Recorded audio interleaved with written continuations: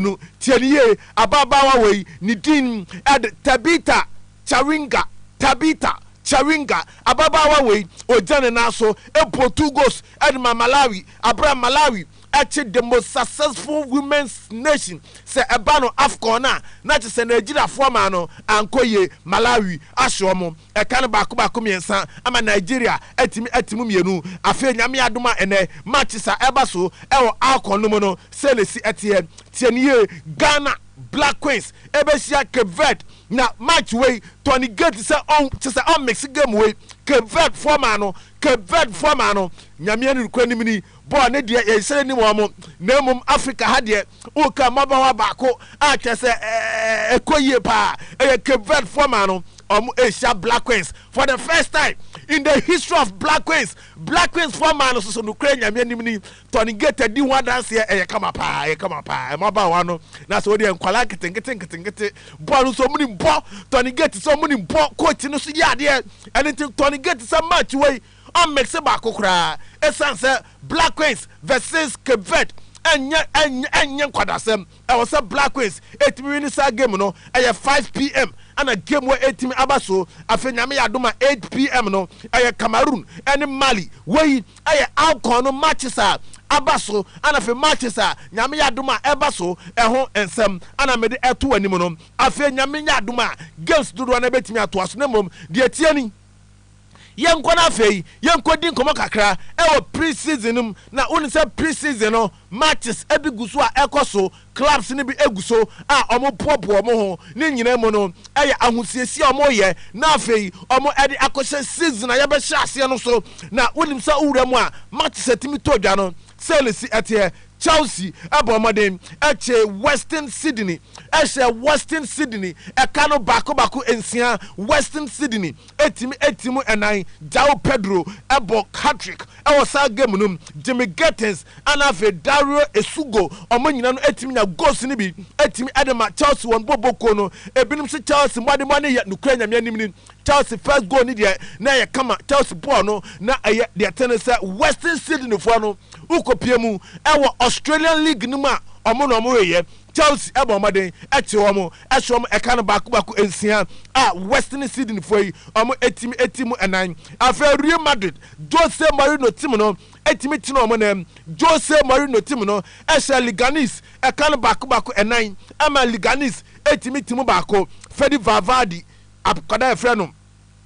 Gonzalo Garcia enya go afe Franco Mastantuano ono susun etimi enya go na se Real Madrid team no omo susun eguso omo bobo omo Ali omo Saudi Arabia ni Fulham game no 1-1 Aston Villa tena ho ama Real Sociedad no ekano bako enan ama Real Sociedad elidi sa game no by 4 goals to 2 editia Aston Villa we ayensam no ana de emam no afeye ni komo kakra na emfa nsam na aka no entimi twaso emfa emam live on your radio 100.1 there yenko piemu na unim se our Bible mo no obekai na se Bible mu kra no na se ohyebo a ewo sa wutimi ediso wo kai Yafta esebo na Yafta bo hye no wade tunyankopon se Awurade eko ami kuin boa me na mitimi ni nkunim na medi nkunim na me bepie fia de be firi mi fie kwa no babia no asafo Awurade me de bo afode ma wo ama Yafta etimi hye sabo no na Yafta kokon no na Yafta ebedru fie no enkunim de koye etimi de ma Yafta na Yafta soso ne ba ayaba akopɛ ne baba ye asababa Yafta wasebe ba ye wahame na soso ba hye Awurade bo entina bo no se mitimi di so na so Yafta ede ne baba ebo afode ema ono asafo Awurade na tienie Mark Kukuyara esebo Mark Kukuyara Yakobo World Cup Mark Kukuyara waya Real Madrid one new defender ma sign no and na free Chelsea na Yakobo World Cup no said the Yafta esebo na Yafta ese Awurade boss Awurade me ko me nkunimde nyame dia me bape de be free kwano ababia no afode no eno na mede bobo na Mark Kukuyara enso ebo hye ne se wadi tuja se World Cup Yakobo yi ono Mark Kukuyara oko na Spain etimi je World Cup na ni coach ani din ade Luis de la Fuente no wade ne baba afode ama no asafo Awurade na nyame anu kranimini na afode no so no otimi bo ne kama na Mark Kukuyara ba ye no wakoye tattoo okan ye se say Spain adi World Cup na obe draw coach ani din adi Luis de la Fuente adi na to ne nsa ho na watimi ahye ball so kama and o join yen ewo meta YouTube no so a na chese Pent Radio ma mutie no so no ye de e mamo na mamo YouTube no so no aya Pent Radio 100.1 na makukuyara wako picture no etwagu owie o the video no ebe so e de ama ho na makukuyara akoba afodie no kama akoba afodie no so no na chese e wo so otimi draw head coach Anidin Edi Luis de la Fuente adi ne to ne nsa ho wa draw ne kama eni ntiri Kofi ada kwa o shebo se o tu kai oba pe obe show waba Kofi ebo do diso ati diso se de makukuyara that is also share bono kukuyara edi bo share so we ensem bi ana me de emam no na nya makukuyara nko a Pedri enso di tuja se no Pedri no se okọ na Spain etime World Cup na oba ni 3 obe die ni 3 no ai ni fita Pedri se ofri China ba pe wo hu se makukuyara ne bo share no wadi so Pedri se onu so bedru Spain na onu so ni ti no obe die no white we ensem bi ana de emamo live on the radio 100.1 na yenko piemu e was Zinedine Zidane asye enei Zinedine Zidane and the head coach Edema France national team na Zinedine Zidane wadi nkomo bebre edi kan wonim say since 2021 Zinedine Zidane eba no coach ndia ontime piemu for the first time Zinedine Zidane watimi aye na say Zinedine Zidane waba into coaching after 5 years Zinedine Zidane aba na Zidane say emra okọ out no na say bebre clubs ahodo na so ono Zinedine Zidane no na wadim dia opɛ na onim say adwuma ba ko pɛ na opɛ sɛ ɔyɛ adwuma ben wase na French national team wase na ni ade edi kan wodo obi ase na wase ekwan na ɔyɛ adwuma e Real Madrid ɔbɛyɛ successful no sa pepepe ana ɔbɛyɛ edi ama French national team yentie Zinedine Zidane after say empenifo appointed no say ɔno and be a new head coach edi ama the French national team Zinedine Zidane. J'ai eu des propositions pendant ces 4-5 ans où j'ai arrêté pour reprendre un club et je les ai toutes refusées pour l'équipe de France. Parce que l'équipe de France, pour moi, c'est la seule chose que je voulais faire après ma carrière, enfin après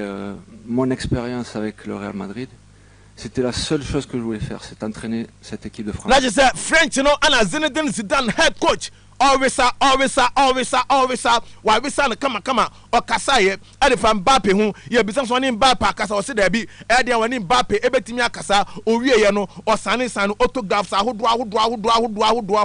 ye bisa so ni coaching staff no se na besi akọ wase ni coaching staff no se na ne hu no e o Madrid no sa pepepe owie no ana for sensan autographs ana Johnny ye ana fe woni mpanimfo timi di nkomo Zinedine Zidane officially ono ana ebe head coach e de ama Omaya your friend France we ensem bi ana de emam no na Real Madrid enwada awia anwumre mu ho ana mo de betu dwa say Real Madrid officially oma confirm e de ma obia say oma timi a generate sika 1.2 billion euros ana yesika Real Madrid etimi a generate na say Real Madrid for no kwanya menim ni omo anya sika papa sika de ebi afri Madrid ho etimi aba we ensem ni bi ana de emam live on your radio 100.1 na yenkopie mu e Vinicius Junior so ye na e Vinicius Junior so ye no Sky Sports News e de abeto dwa say Vinicius Junior ebetena Real Madrid Vinicius Junior Real Madrid no woni baby akọ ehwa na obetena na yewura mu ana ehwese no kure say Vinicius betena ana say Vinicius entena camp Real Madrid akọ meet Vinicius camp na dia tin say Vinicius Junior ana ne camp ese sika mo pe no 30 million euros ana mo pe eno to kira ni image right no 50% e wo so otimi je ana say e wo so otimi je copying by 80% Real Madrid for ana say tena dia obetena na mom sika ope 30 million euros ye nyama ye benya 25 and the amount Vinicius and in the camp Rock Nation no omo say 30 no omo nte so report no say Arsenal willing so be man Vinicius Junior between 30 to 40 million euros a year oi enkofo e dia no mahu Vinicius no report no say Madrid for no de o betimi bia say Vinicius obetena Real Madrid on free Real Madrid ana Vinicius so say sika oje no 30 million euros say sika no onte so Madrid for so say Adabraka highest paid player Real Madrid Kylian Mbappe 30 million euros Vinicius Yamawa 25 yentwene ehwe ehemfa na komabo no ebesi etim akọ we the eba enne anopai yedi bi etim amamo na yenwura mu Chelsea aso here we go adwuma Chelsea here we go atima adwuma Danny Welbeck 35 years Chelsea akato ne bro na wawie Chelsea na akwada no atimi adjoin Chelsea Danny Welbeck 35 years Chelsea amani 2 years and intim Danny ni Taki Welbeck Daniel ni Taki Welbeck akwada no oye Ghana ni osina kan de bo man ye friend England na Danny Welbeck to Chelsea no na chese ye wia ne say 35 years or sign 2 years etim ade aka ho na nya Danny Welbeck nko tienie Jordan Henderson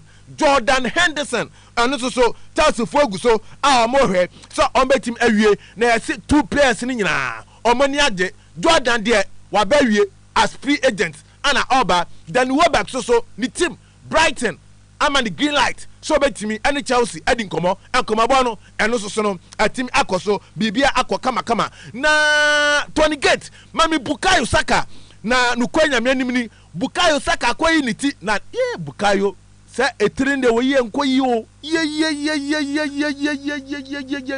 Bukayo akoyi niti na okoyi niti no wo de picture o ya ba ko a wo she England jersey nanim kama ana ba ko so no ya seke ho wo ye niti do agi di kiki Tony Gate ye Tony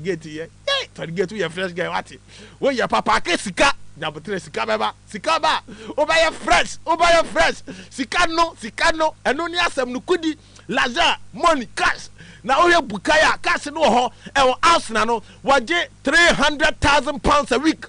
Tony Gate enya 300,000 pounds ni kwa na nyina adwuma no anya bi obeda opeden oma Bukayo aje 300,000 pounds a week na what bia okoyi niti na nimu no ehu basa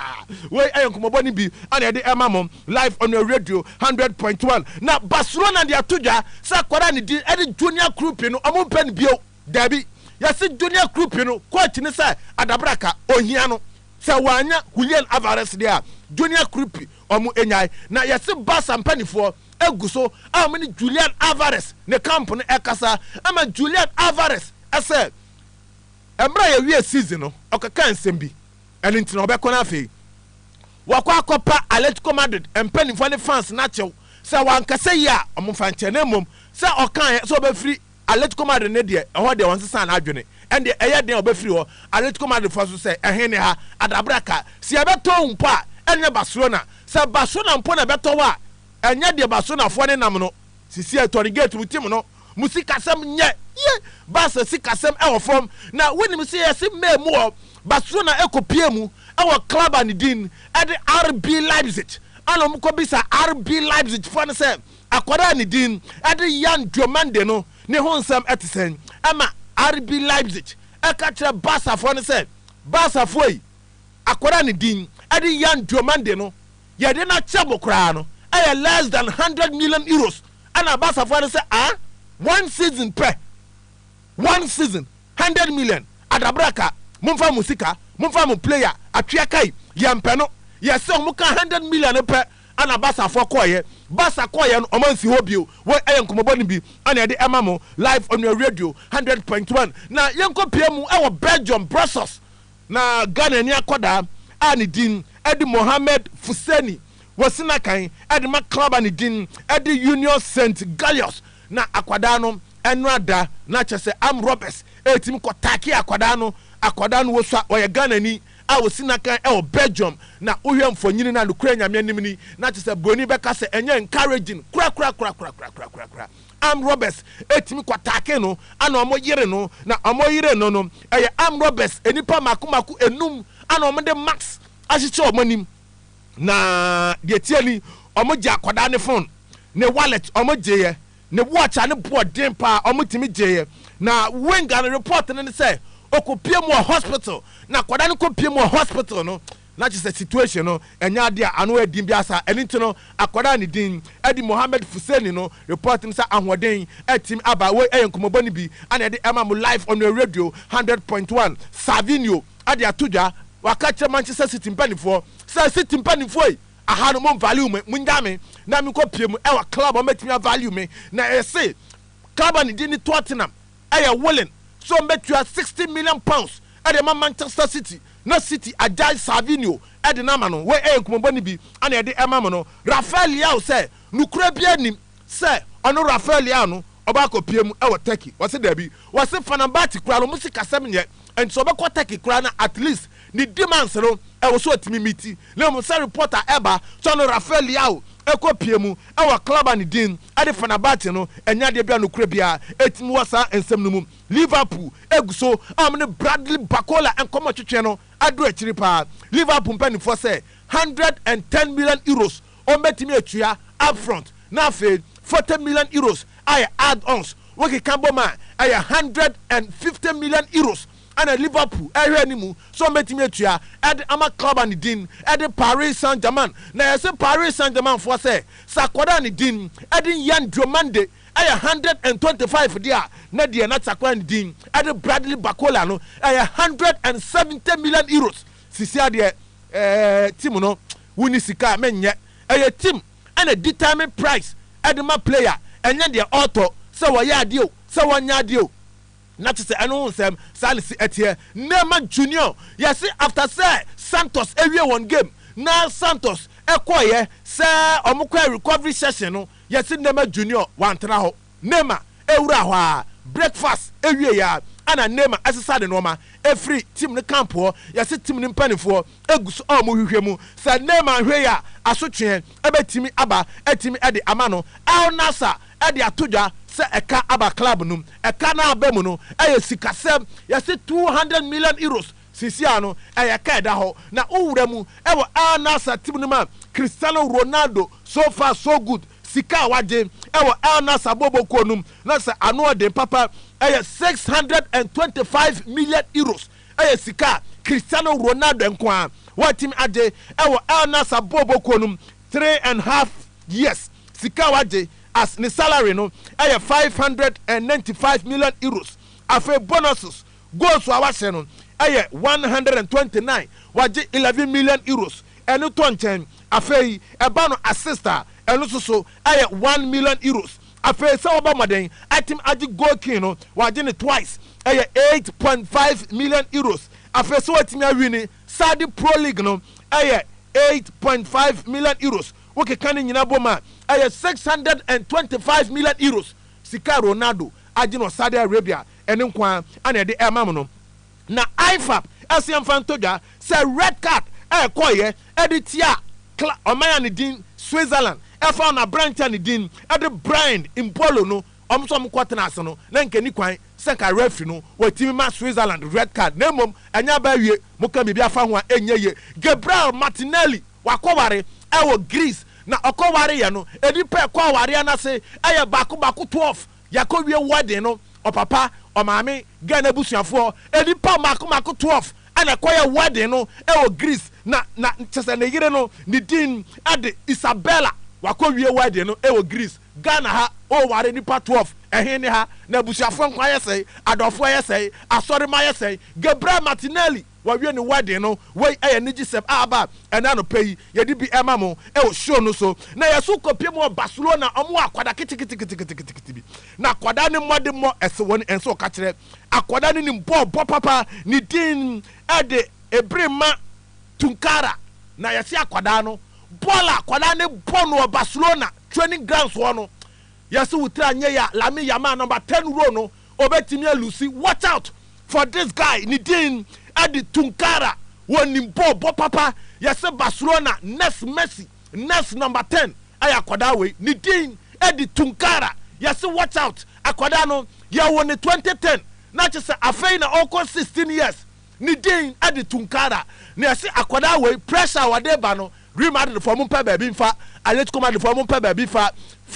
quarter ni din adi Hansi Flick eso be ma akwala we chance na yese ball akwala ne bo Barcelona training grounds one tunkara watch out the new chap edema Barcelona ensem ni bi ana de emam no Kofi Ada akwa aba okoya waba de ba ya so obo akra mini Tony Gate wa ye beje ye de orunkwa fa nse no de ba ya bia